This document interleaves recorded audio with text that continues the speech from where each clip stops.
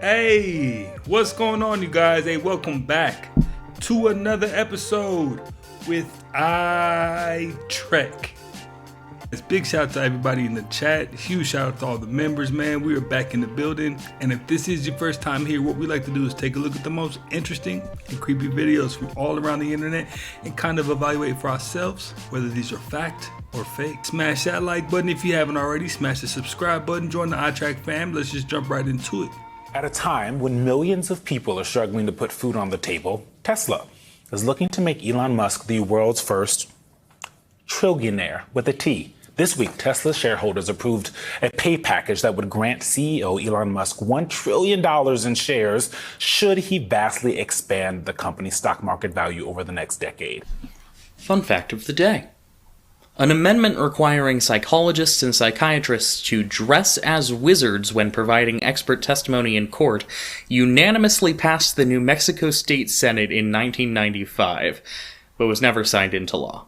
Now, I don't know which one's more wild, Elon becoming a trillionaire or there being wizards in court testifying. Let me know which one is it for you. Hardest thing that many lay people have to decide is, do I believe in science or do I believe in God? Science already knows the limits of what we can know, and religion already knows the limits of what we can know. Is there a place where those two things literally meet? Absolutely. And it comes from a place that is legitimate and respectable from a scientific perspective, as well as gratifying and satisfying and also beautiful from this kind of spiritual notion. And another thing that gets more difficult as we get older. There's a new survey by Talker Research that found that it becomes more difficult to make new friends and to keep old ones. Most people polled say they have about 4 close buddies while losing about 1 friend a year. They say friends were mostly lost because of geographical distance, life transitions, or they just stopped reaching out. I mean, I believe that also depends on personality type. Now, if you're kind of an introvert like myself, it might be kind of hard to make new friends. But if you're an extrovert, you know, life of the party type, you might have tons of them. Head of the BBC and its head of news resigned today over edited footage of President Trump's January 6th speech that was put into a documentary. The speech was deceptively edited by splicing together 2 clips of President Trump speaking on January 6, 2021, to make it seem like he had directly told his supporters to storm the Capitol. All right, so I work night shift at this old folks' home. There's nobody in this room supposed to be in this room. This has been freaking me the hell out.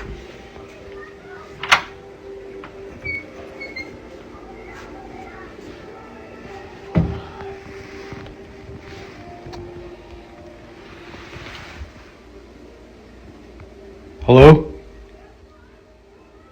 Ma'am? Hello? This isn't your room. There's no furniture in here.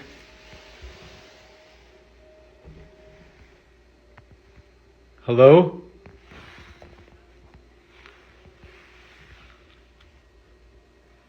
Hello? Ma'am? Hello? There's nothing in this room, ma'am. Screw that. Yeah, go ahead and lock him up for elder abuse, man. Using that old lady or that old man, whoever that was, for a TikTok, right? Nah, man, nah. Wasn't no ghost story, bruh. Go ahead and lock him up. These are the top 5 worst geographically placed cities in America. Number 5, San Francisco. So the reason that this one is number 5 is because of a couple of things. So first, because it's actually placed directly on top of the San Andreas fault line, which is one of the strongest faults in all of the world, and is capable of producing earthquakes that would level any city on this planet. Also, because it's placed on such a tight peninsula, it makes expansion impossible. So San Francisco is as large as it's ever going to get. The only way it could grow is to grow up. Number 4, Miami. Most of the city barely sits above sea level, and then on top of that, it doesn't matter what they do. It is literally made of a substance that is like a sponge. So any water that is around the city gets soaked up by the ground that it's underneath, and so flooding is always happening. happening in Miami. So they predict that in the next 50 to 100 years, Miami will be completely underwater. There's even plans right now to preserve parts of the city and have it as an underwater like museum, basically. Number 3, Phoenix, Arizona. Phoenix, Arizona is on this list. I think it's probably the most obvious of all so far because it literally sits within the desert and summers get up to sometimes 120 degrees Fahrenheit. It's almost unlivable. And you think about how were people living in Phoenix in the 1800s and 1700s, and the answer is not very many people were. You ask why did people ever choose to live in Phoenix? It's because it was a good like middle point between going west and the east. Number 2, Las Vegas, Nevada. Just like Phoenix, this is another one, another desert where summers get up to 120 degrees Fahrenheit. The thing that makes it a little bit worse than Phoenix is there's no natural water sources. Back in the day, there were natural springs. Now Vegas completely depends on the Colorado River, but guess what else depends on the Colorado River? Los Angeles, Denver. So what happens when that dries up? The Colorado River is almost completely dried up. Within the next 20 to 30 years, Vegas is not going to be a place where people can live anymore. And number 1, New Orleans. New Orleans is number 1, and it is known around the world as being the single worst example of human infrastructure ever. And it's because of one very simple reason. The entire city of New Orleans is under sea level, and it's surrounded by water on all sides. On one side, it's surrounded by Lake Pontchartrain. On the other side, it's surrounded by the Mississippi River. And then on the other side is the Gulf of Mexico. It's a bowl. Any inconvenience whatsoever, and the city is flooding. What makes it even worse, it's sinking 2 inches a year. So there is a realistic chance that within the next 20 to 30 years, New Orleans ceased to exist anymore, and all of the residents are forced to move inland. Now, it kind of seems like Vegas is taking an L right now as far as tourism goes as it is. So that on top of not having any natural water, I can see in the long term, they're going to be taking a huge L. So I went down this rabbit hole researching actual scientific studies about the zodiac signs, and what I found was pretty wild. Let me break down some fascinating data that researchers have actually collected. Starting with Scorpios, there was a study analyzing criminal records that showed a higher percentage of Scorpios in certain prison populations compared to other signs. And researchers in Japan conducted a massive survey of over 10,000 people and found that Leos were statistically more likely to hold leadership positions in companies. A study published in the Journal of Social Sciences examined birth dates of professional athletes and discovered that Aries showed up more frequently in competitive sports, particularly in positions regarding aggressive play. Medical researchers in Sweden analyzed health records and found that Sagittarius individuals reported higher rates of accidents involving physical activity. A university tracking and studying academic performance found that Virgos had the highest grade point averages across multiple institutions. Insurance companies have even collected data showing that Geminis file more claims related to communication device damages. Researchers studying marriage records found that Pisces had longer lasting relationships on average. A psychological study measuring risk-taking behavior showed Capricorn scored lowest on impulsivity tests. And these are actual data points from real studies, not just astrology talk. The correlations might be influenced by seasonal birth factors, environmental conditions, or cultural expectations, but the numbers are there in black and white. Hey, now that Virgo statistic makes a whole lot of sense. I knew a Virgo that was so smart, it seemed like it didn't make any sense. Like, how do you know all the answers inside the book without even reading the book, right? Like, if you don't have a routine, you are much more likely to fall into depression, because when your days have no structure, your mind has no anchor.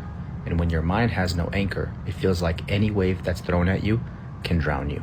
People think freedom means doing whatever you want, but too much freedom turns into chaos. When you wake up with no plan, the world starts controlling you. Your mind needs predictability to feel safe. Without it, your thoughts start drifting into darker places. It's like walking through fog with no map. That's how depression creeps in. Not all at once, but slowly through the lack of direction. Every human needs 3 things in the routine: purpose, movement, and reflection. Purpose gives your day meaning. Movement keeps your body alive. And reflection keeps your mind clear. Miss one of those and your balance will start to break. Discipline isn't punishment, it's protection. The moment you start creating order, your mind starts to heal. A healthy mind is a healthy life. Now follow me for more content. Hey, he might have dropped one of the biggest gems I've ever dropped on this channel. Like, that's one of the hugest things I live by, literally. If you've ever had the luxury of having too much free time, then you know what he's saying. He isn't lying at all. Rocket shit hits the firmament, and the firmament stops it. Ain't nobody been to the moon. Ain't nobody been outside this giant cage we're trapped in. The firmament is real. This is why rocket ships take off and they start shooting at an angle. They'll scrape the firmament and they always land in the ocean. Then they shoot some grainy film that they were on the moon. It scraped the surface of the firmament, landed. That's all in one day. But the landing is like a week later. But that's when they show it. All the shit happened in one day. The landing is the coming back. There's no satellites out there either, nigga. Yeah, because they ain't about to be out there floating. There's no satellites. You know, rockets, they have so many compartments that break off when you go. So how is the shit the same when it lands? Yeah. Same as it takes off. Or even the satellite. No, there's no satellites. They are hanging satellites in the firmament. This is our GPS system. This is why I do not play with spiders, and I say spiders need to be continuously studied. These people done went in a cave and found the largest spider web that has ever been documented. Ever. Look at the... Nah, look at the shit again.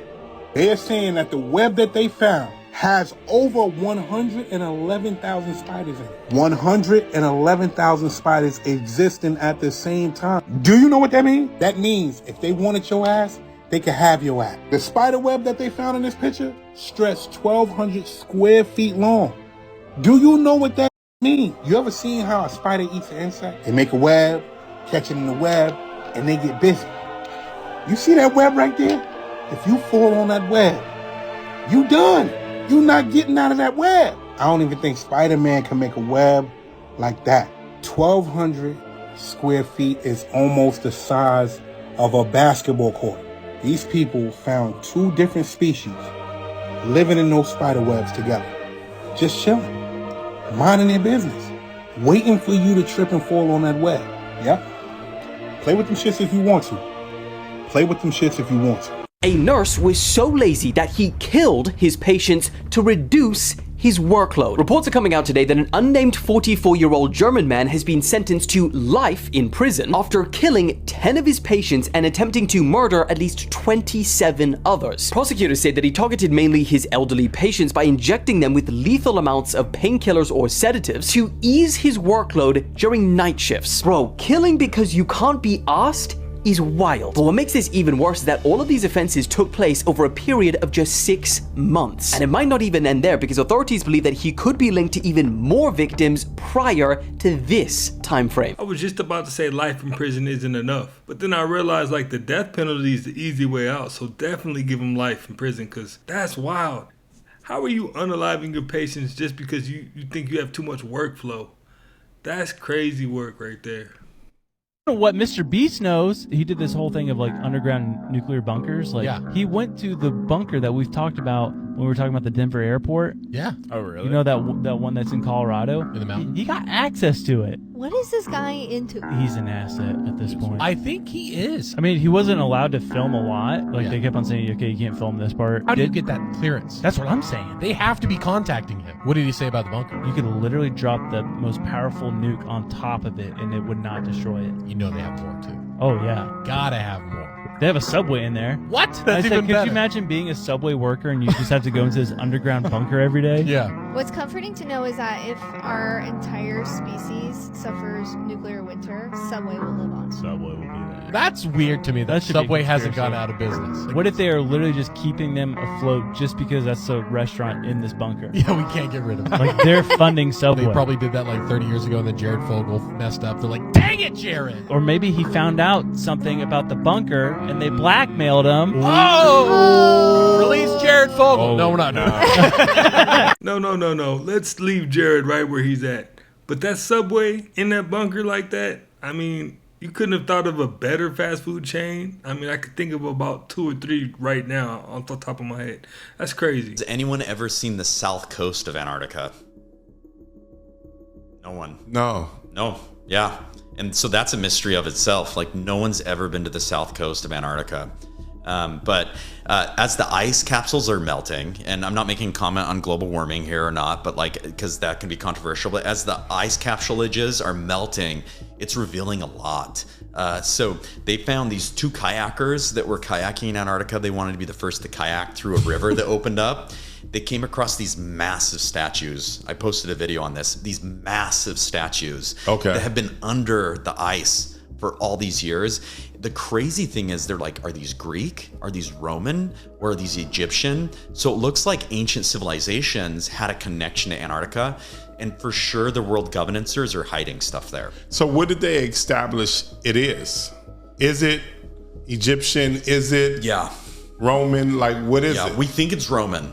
They think it's Roman. We think it's Roman. Like, the Egyptians traveled more of the world than we think. And so most stuff we come across is Egyptian. But this one was Roman. Also, I heard that when you fly over Antarctica, and obviously I don't know, I'm just hearing all these stories, but I keep hearing about this story that there's a big hole. Yeah. Is that real or not real? I think it has something to do with the south coast of Antarctica. So I'm trying to get down there ASAP, but as I mentioned, I'm just so busy. Like, I don't even, I don't want to repeat, like, I don't have time to whistle. I'm just so busy. The world just got a little bit darker with the new website called Dare Market. It's exactly this episode of Black Mirror where Rashida Jones is experiencing some kind of medical issue and needs treatment. And in order to pay for that treatment, her husband has to do humiliating things online for money. And if you remember, it ended absolutely horribly. And their slogan, dare anyone to do anything. So let's just take a look at some of this stuff. Dare you to call your ex like it's nothing. Dare you to do a haunted doll challenge. Now this stuff is really light right now, but look at the prices and payments for some of these things. $750 to make a Facebook sleeper agent. $222 to do a fake proposal in public. Now obviously some of these things are really stupid and light right now, but we all know things are going to get a lot darker, especially when people need money. So these people got paid to make this fake haunted doll challenge. I don't know why anyone would pay for this when they can get stuff like this for free on TikTok right now. But as people get bored with these small ideas, you can guarantee things are going to get a lot darker. I'm pretty sure the website he's talking about exists on the dark web, and it's pretty evil. Tell me how North Korea is a real place. They hold an election every single year where every citizen in the country must vote for a new leader. But Kim Jong-un is always the only name on the ballot. Seems reasonable. Of all things, jeans and hot dogs are banned in the country because they seem too American. I guess that's why they banned freedom too. North Korea only has 3 TV channels, 5 websites, and you can have a smartphone, but the government literally records your screen and is watching what you do on it 24/7. So that kind of takes all the fun out of it. All citizens must hang a picture of their leaders on the walls of their house, and they get inspected weekly. And if they're not hung up right or dusted daily, you go to jail. A woman once saved her kids from a house fire instead of these portraits, and she went to jail for it. In North Korea, smiling's banned every year on July 8th because that's when one of their former leaders passed. And from December 17th to the 27th, it's illegal to laugh, shop, or have fun at all because that was the day Kim Jong-un's dad died. And if that wasn't bad enough, women can only choose from one of these 18 hairstyles, and men can only choose from these 10. Now, when you watch stuff like that, what can I really complain about here living in America?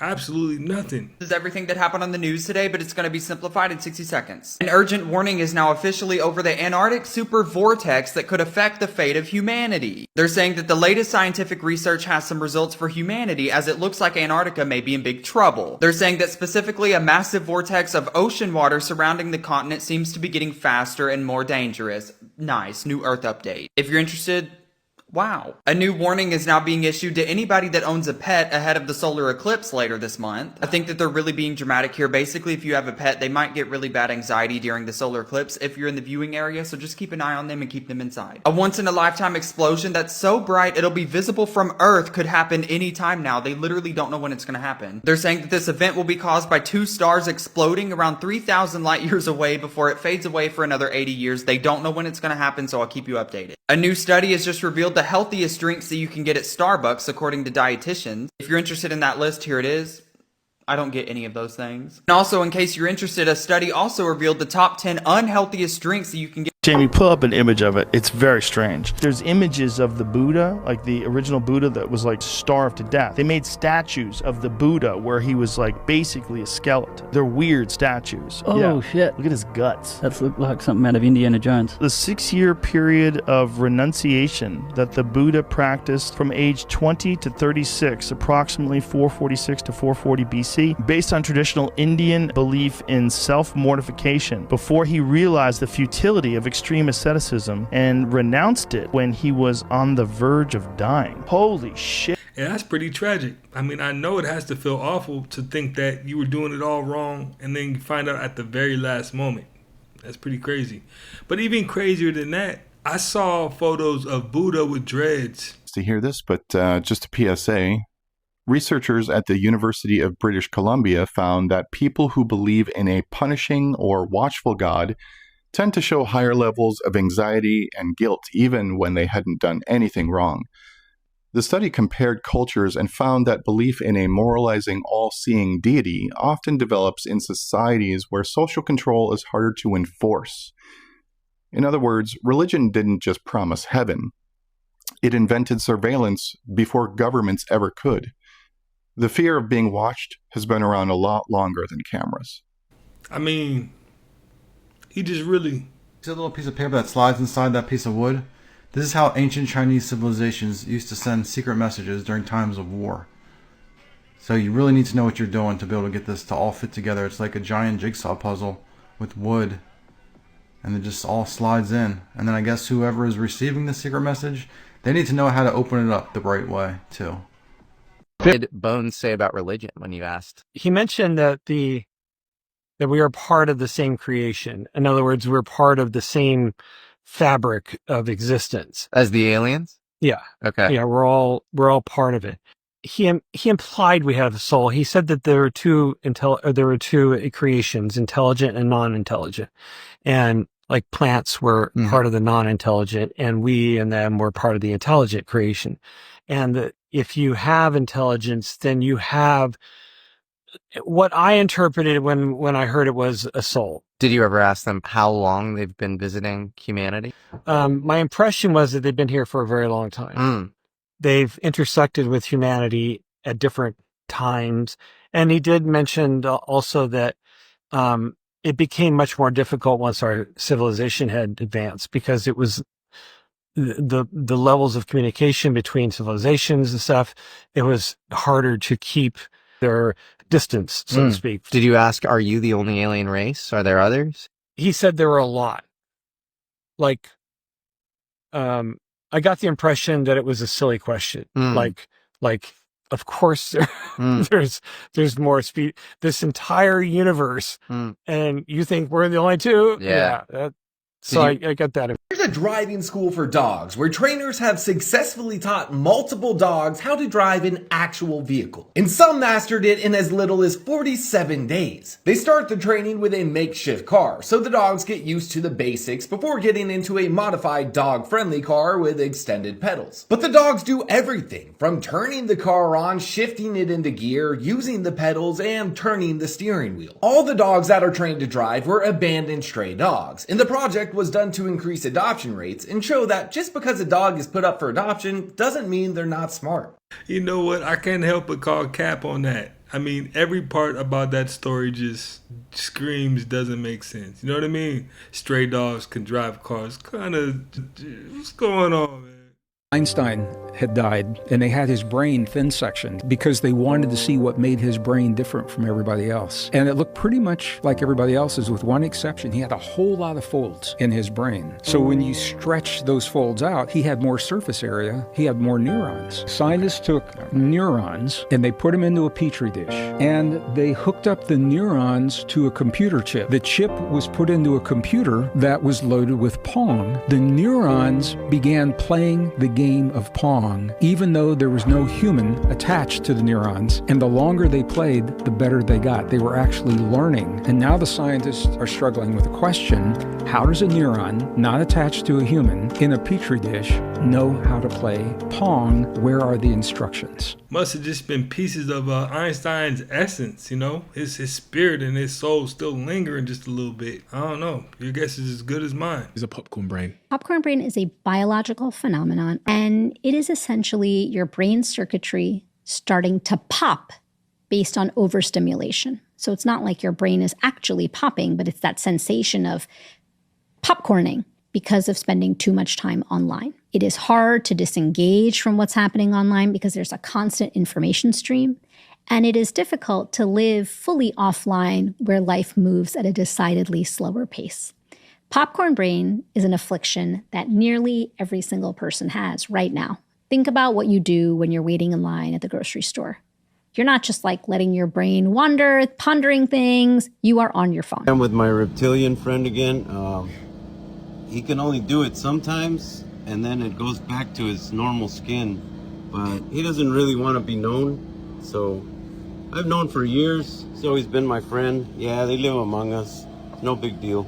Hey, is it just me, or did his friend look like a burn victim? Let me know in the comments if I'm right. So, y'all saw what was floating over the ocean in Sydney, Australia this weekend, right? The black, terrifying mass that was just floating over the ocean? No? Well, in Australia this weekend, a dark, black, ominous, terrifying mass-like cloud was just seen and videoed floating over the ocean. Now, I did a little bit of research because obviously scientists are going to say that it's of natural causes, and it's something called a scud cloud. But I'm going to tell you what I believe. I believe it's a portal opening, and I believe it's something from another dimension breaking through. Now, you don't have to believe what I'm saying. You make up your own mind when you see the video. But the video looks very similar to other things that I've seen when I've been going down rabbit holes about portals opening. But I'm not here to tell you to believe one thing or the other. You make up your mind. That's not my call. However, also in Australia, they just confirmed that they're building the world's first black box to record the demise and destruction of the Earth. So, over the weekend, coming out of Australia, we have this black-like cloud just floating over the ocean, you'll see, and now Australia is creating the world's black box that's going to record our destruction.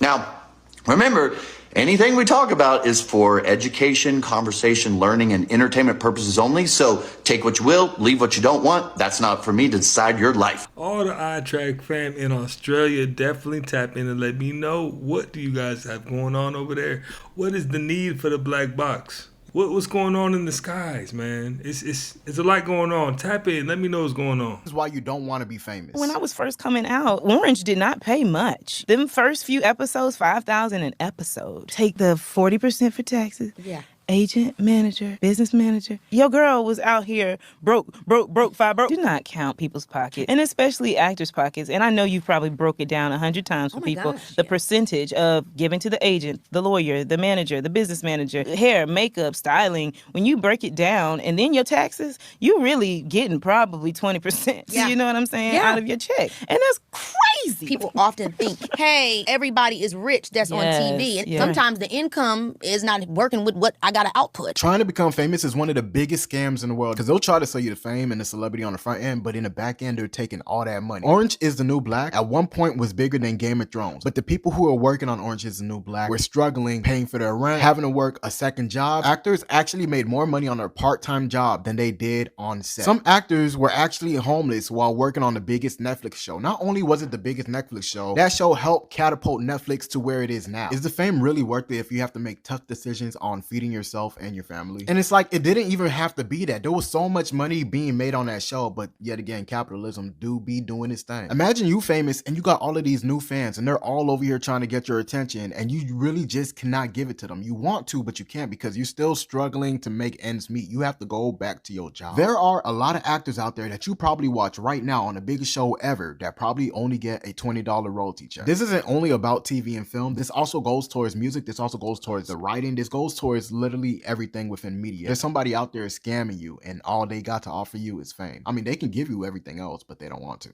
I definitely have had time to see what was going on, in the entertainment industry as far as acting and that whole world. And really, there was no upside. I mean, all your favorite actors, they got to give like 15% to their manager, 15% to their agent.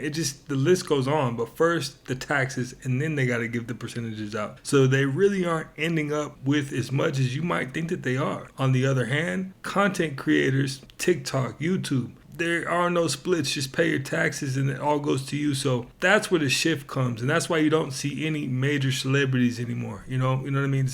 They don't use the term superstars anymore or anything like that because that's played out. People are now looking at like Kai Cenat and all the streamers that are making the real money. So yeah, I feel them 100%. But it really isn't about the fame because the fame doesn't really mean much. But definitely the entertainment industry, the traditional one, yeah, that's played out. Okay, so have y'all seen the videos about the concert that went down at the pyramids of Giza in Egypt? Because a lot of people are saying that this is not about music, this is definitely giving spiritual warfare. The concert was called Anima Quantum Genesis, but it was way more than lasers and beats. Something felt very much different because people were stating it was giving rituals or maybe even revelations, pretty much truth hidden in plain sight. And it's about an android named Eva that's supposed to merge humans with machinery, with technology. And it was giving like consciousness meets creation, but they had all types of symbolisms from serpents to all types of, angels and just fire and just hidden, geometry, just many different things that make people feel very much uncomfortable. And while many people seem to enjoy it, a lot of people felt as if it was quite demonic. All of these visuals were projected onto the pyramids themselves. Now think about that. One of the oldest human symbols of power and eternity,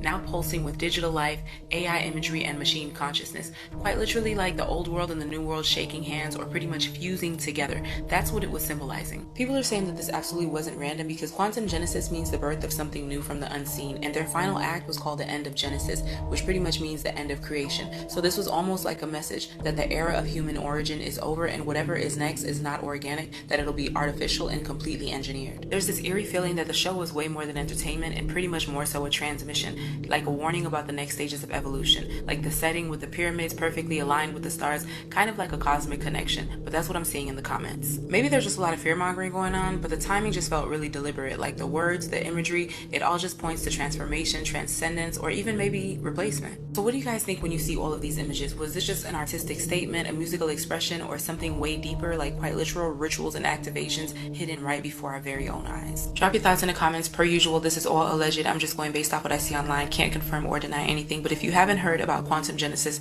definitely implore you to do your research. Whatever else I find out, I will be back though, so make sure you like, follow, stay for some more. I think the people that actually attended the event should trust their gut. I mean, if it felt like some kind of a ritual, if it felt like some kind of a takeover of some sort, that might have been what was going on. We've seen in the past people who walk straight out of the Little Uzi Vert concert because it was too demonic, or even a Travis Scott concert, right? Their gut was telling them like, nah, something's wrong. I got to get up out of there. So definitely the people that attended these events, they know really what was going on. They felt it in their gut like something ain't right. Fun fact of the day. There's a Houston-based rock band whose members are all astronauts. It has a rotating lineup because some of its members are usually in space. The FAA just made a quiet but very important change to how it handles UAP. So, for the first time ever, UAP reporting has been formally written into air traffic control procedures.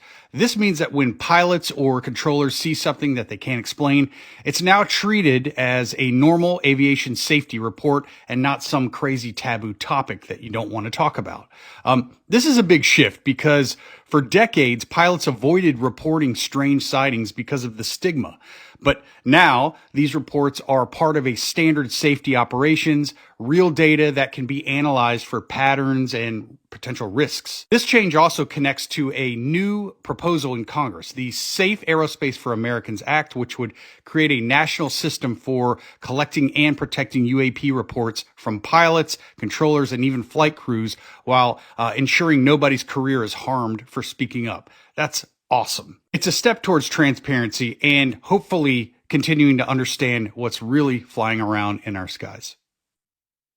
The AI conscious? The point is, a child goes in a matter of a few years from not being able to make a single articulate noise to being able to speak in sentences, make requests, to talk about abstract things. That is an LLM. Right? It's more than that, but it is at least an LLM. It is being exposed to a training data set, which is the world of people talking around it. It is running little experiments, and it is discovering what it should say if it wants certain things to happen, etc. That's an LLM.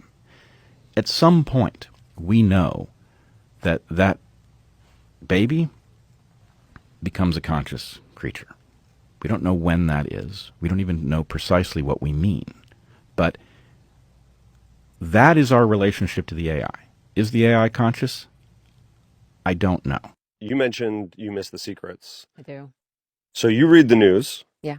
And what is happening? I mean, this is too broad a question, but like, what is happening behind the scenes that people don't realize? How much of the news is just total propaganda and just missing 50%, 90% of the detail? So I want to pin that on you because that's the right question. And I want you to answer it honestly because he's asking the right question. How much of the news is wrong? Well, I mean, I think if it's a proper news source and they are reporting facts, right, like observable facts, then they're getting those right. The problem is that so much of news media isn't reporting facts, it's so much opinion. And when you start getting into the opinion, so much of that is just what's the word, conjecture, right?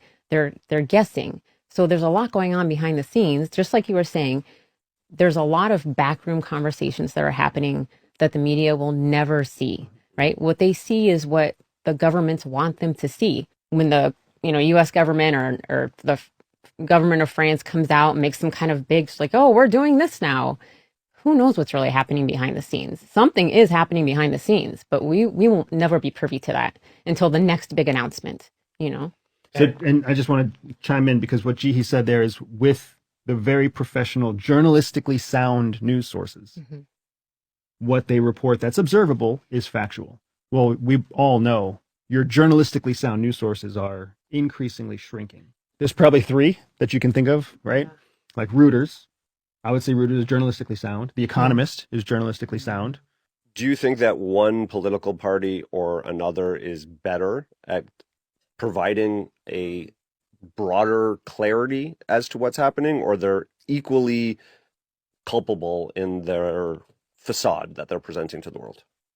Equally culpable. Yeah, I do not think the political parties. Until you've been on Capitol Hill and actually watched these assholes yell at each other on camera and then have lunch together and give fist bumps, you don't get it. It's so twisted and so it's all theater. It's all theater. It's all theater. And in the U.S. government, it's all theater because at the end of the day, they all want the same thing. Yep. They all want a re-election, another term in office. They all want to make sure that they don't have to go find a real job. They all want to make sure that they can vote and control their own salaries. That's really what they want. And then they want to make sure that any newcomers that come in understand this is how business is done.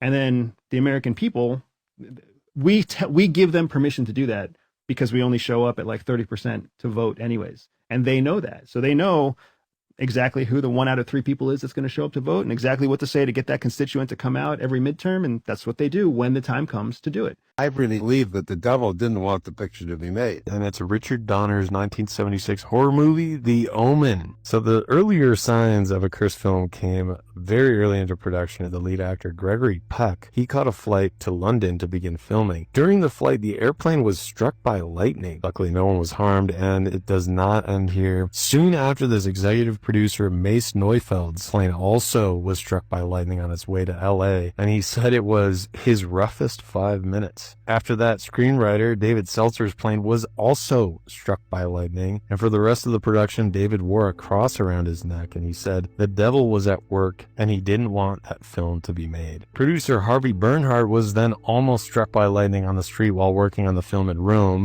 where the Omen movie begins. It gets even crazier from here because while no one was harmed in the first several flight mishaps, the same really couldn't be said for another private jet that was connected to this film. So this jet was meant to take Gregory Peck to Israel to film an action sequence, and the shooting was delayed so the flight was canceled, but the cast and crew soon got news that that same jet got caught in a flock of birds, causing the engines to fail and crashed into the road near the airfield. Everyone in the plane died, and what's even worse is that 3 others were killed when the plane crashed into a car that was on the road. And even worse than that, they were later identified as the pilot's wife and 2 children. That's crazy. Now let me know, at what point were they going to take the hint? A lot of stuff had already transpired and they just kept pushing on through. Did that movie earn any kind of nominations or anything that made all that worth it? I'm not quite sure it did. President Richard Nixon used to drunk dial his cabinet members in the middle of the night and order them to nuke Cambodia. That's also how he wanted to end the Vietnam War. Nuke 'em when North Korea shot down a US spy plane. You guessed it, nuke them too. It was no joke. The Pentagon got involved and started picking out targets until Secretary of State Henry Kissinger persuaded them to maybe hold off until Nixon sobered up in the morning. Kissinger once said, if the president had his way, there would be a nuclear war every week. And that's just one of 40 amazing stories I tell in my book, Human History on Drugs.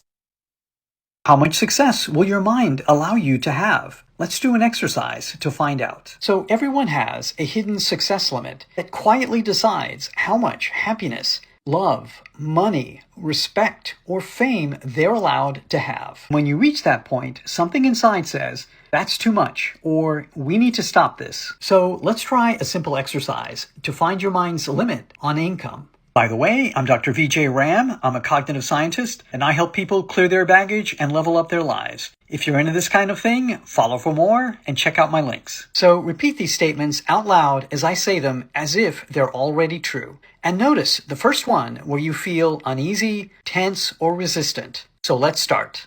I make $50,000 a year. I make $100,000 a year. I make $250,000 a year. I make $1 million a year. I make $10 million a year. So at what point, if any, did you feel uncomfortable or triggered? That's the internal limit that your mind will protect you from, often through hesitation, distraction, or self-sabotage. So if you don't like where your limit is, maybe it's time to do something about it. I don't know about you, but I caked walked through each and every one of those. Didn't really feel anything other than I'm ready for it to happen now. But let me know how it went for you. Eduardo Saverin was Facebook's first investor. So it's funny, meaning the Facebook experience is incredibly humbling. How did he get screwed so bad? The reason he lost everything is because of something called dilution. Let me explain, and let me put it in terms of pizza. When you're a founder and you have a co-founder, let's say you have a pizza, and that pizza has 8 slices. You both own 4 slices of that pizza. But then as investors come in, they keep on carving that pie over and over and over so that the slices get smaller and smaller. And your take gets smaller and smaller, unless you have what's called an anti-dilution provision. Those types of provisions say that no matter how many other investors you bring into the business, you're going to keep the same number of slices, the same size. So you can carve up the other half as many times as you want, but I'm still going to keep half of the pizza.